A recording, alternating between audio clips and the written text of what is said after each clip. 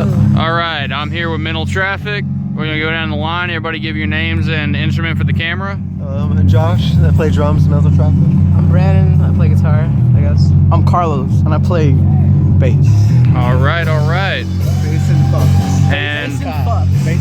And what made you guys, you know, like form your band? You know what I'm saying? Like what, you know, like Convenience. Convenience? Yeah. All right, what do you mean by that? Brandon taught me how to play guitar in 10th grade. We were in the jazz band together. I was in 12th grade. I was a senior at that point. He taught me how. The convenience and coincidence, basically. That's awesome. And then we split ways for like a year, and then we reconnected. And he was already in a band with Josh called Scary Door. And I called him, I'm like, I want to start this fucking hardcore punk shit because I thought there was to play in July, and that shit blew my rocks off. You know what? Didn't blow my rocks off, but I want to be a punk. And they said, yeah.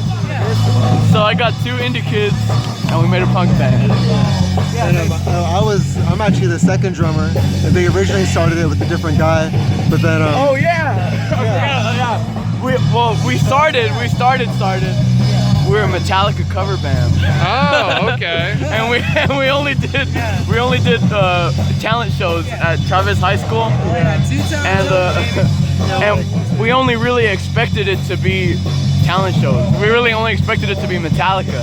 So when it came to making actual music, our own original music, that's when our differences started to show.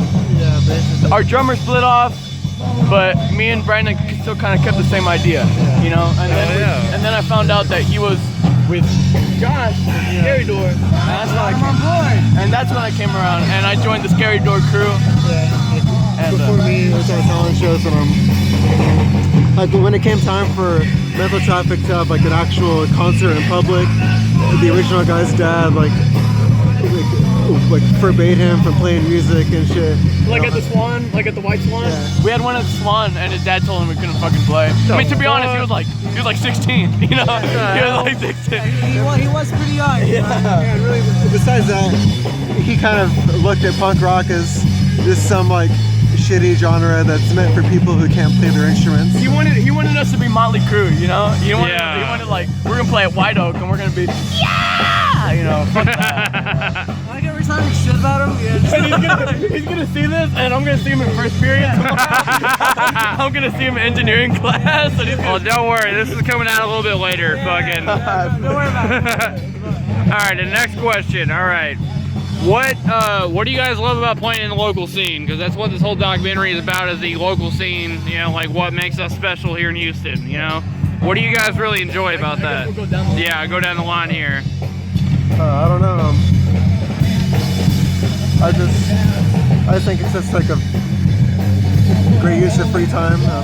I enjoy getting out and having something that's interesting and exciting to do, and it's cool that that's like an opportunity for us here.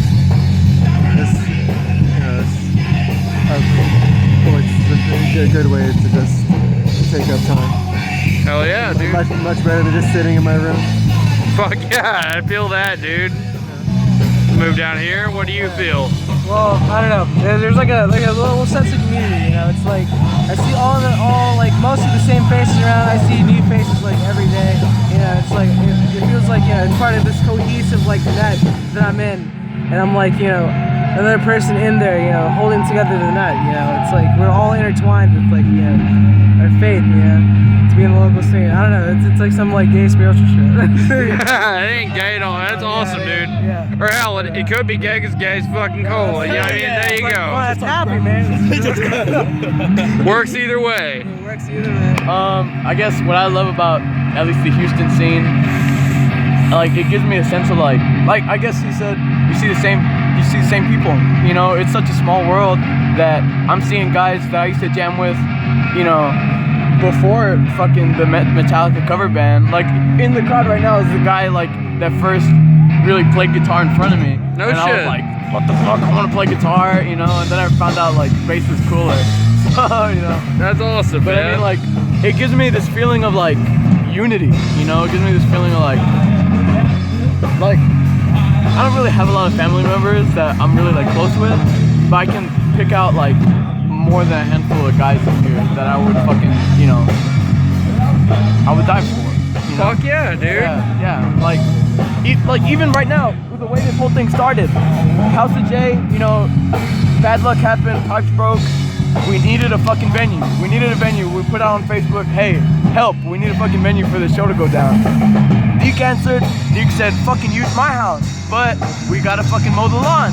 I got me and two of the homies showed up here, like on our free time with lawnmowers, and we cleared out this whole fucking jungle just so this shit can happen. You know, everyone cares about, it's not about how fucking cool you are, it's not about how many friends you got, it's about like putting on a show and just like, It's about the community. yeah, it's about this whole thing that we got, you know? It's about keeping this whole thing alive and keeping it going. Fuck yeah, man. If it wasn't for the Houston punk scene, I don't know if I would have anything like any achievements to call my own, you know? Everything that I've been proud of has come out of this, you know? I feel that, dude. I really do. Yeah. All right. Couple more questions and we'll wrap it up because I know you guys got stuff to do, you know what I'm saying? Good, buddy. All right. Next question. What are some of you guys' musical influences? I obviously know from hearing you guys start off in a Metallica cover band, but like what are some of you guys' other musical influences? And once again, we'll go down the line here. You know, just make it even. Oh, I don't know. For me, it's pretty varied, I guess. I guess as far as like punk rock goes, I've always been into the whole like the Discord records, DC stuff. Especially what happened like later in the '80s, like the emotional hardcore and stuff like that. Hell yeah. That's always been like my like preferred niche, I guess. But besides that, just a whole bunch of stuff. I guess like later in the '90s, like a lot of like post-hardcore bands. Like when it got more experimental, I've always been into that. But besides that, I just love to listen to just anything really. It's a lot of like 90s hip hop. Besides that, I guess. Hell yeah, dude. Move down here. So was the question about musical influences?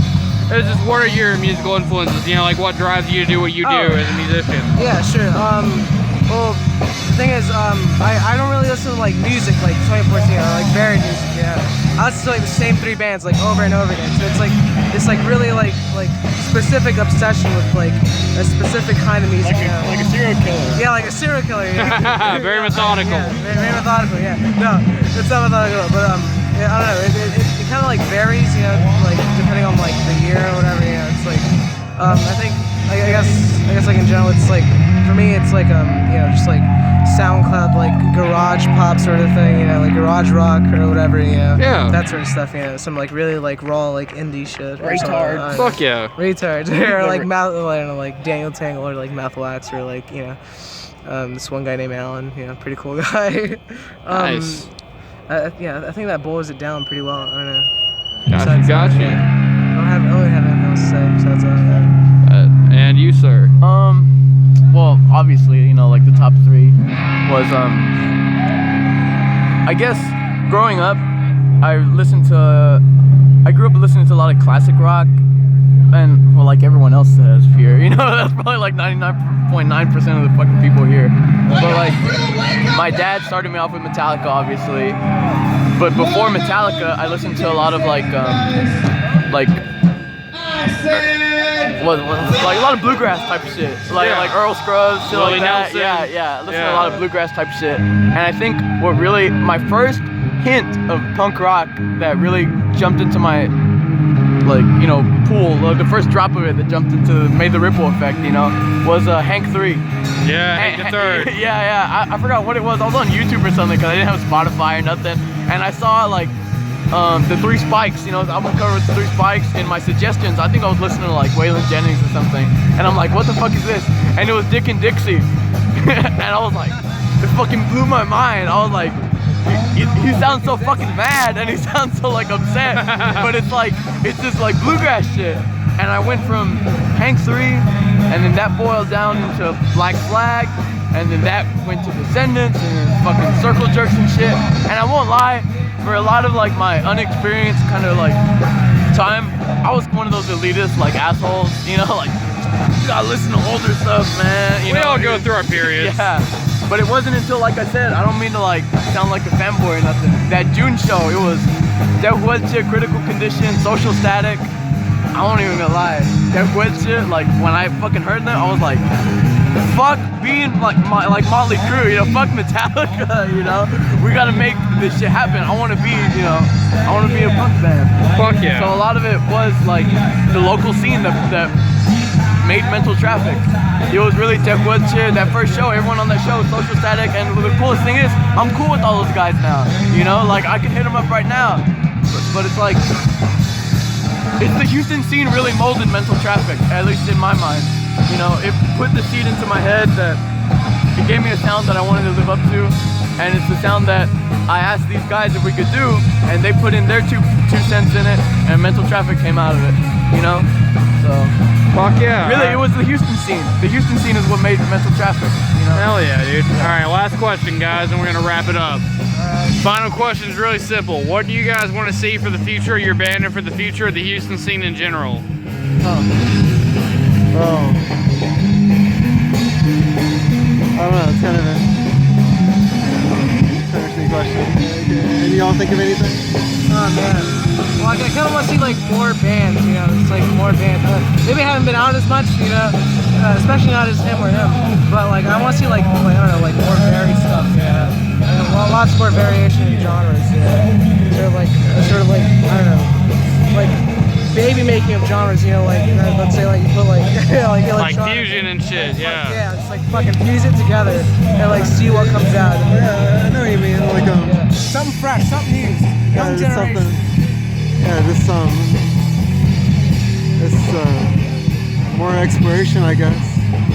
Is with everyone really, because like we talked about it before, how it's all kind of two-tone. It's either like a hardcore or dream pop, and that's it. Like, I feel that. Hardcore dream pop, baby. I think there's some room for more experimentation and more integration and shit like that. I feel that, definitely. What do you got to say on this one, brother? Man, I didn't think this interview would be this deep. I thought we'd be like fucking around the whole time. Hey, thank you for that, actually, because these are all from the top of my head. Yeah, I guess I've only been in here for a little bit, man, but like I want to see more, like our new band, Rootin' Tootin'.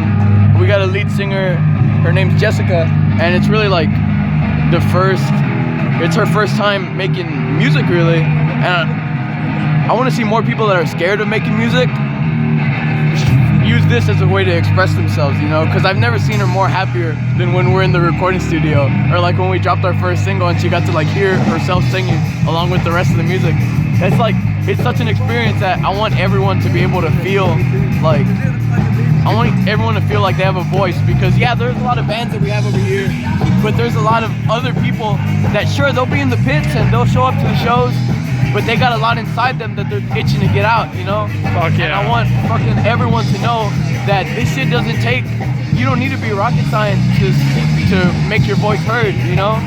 Like, honestly, I don't know any type of fucking music theory whatsoever, you know? But you don't need to know anything. You don't need to be fucking Einstein. You really don't. You showed that tonight, man. You just gotta be fucking, you gotta have heart, and you gotta be mad, or whatever. You can be mad at your dad, you can be mad at your school. You gotta have some kind of fire in you, and you gotta have a couple buddies with some fucking instruments, you know? You can be a fucking noise band for all you care. I just want more people to know that we're sitting on a gold mine here, and if you keep going to fucking White Oak, or you keep going to fucking, you know, if you keep going to NRG Stadium, you're fucking missing out on what's important, you know? Go watch your homies band, make your own fucking band, you know? Go to a microphone, record with your fucking iPhone, do whatever you want, as long as you put yourself out there. We're sitting on this platform that allows anybody to get in front of a mic and just start going at it. Do it! What the fuck better are you doing? You know? Right now, you're just sitting on your fucking office, on your office chair, looking at your fucking computer, getting your boss bitch at you. What are your fucking kids gonna know about your dad in like 20 years, you know? I tell you what my fucking kids are gonna know. Dad was in a punk band, and he was fucking pissed off, you know? Fuck yeah, dude. Dude, you guys are awesome. Get in here for the camera one more time. This is Mental Traffic. You guys fucking kicked ass tonight. Y'all have a great night. Thanks, buddy.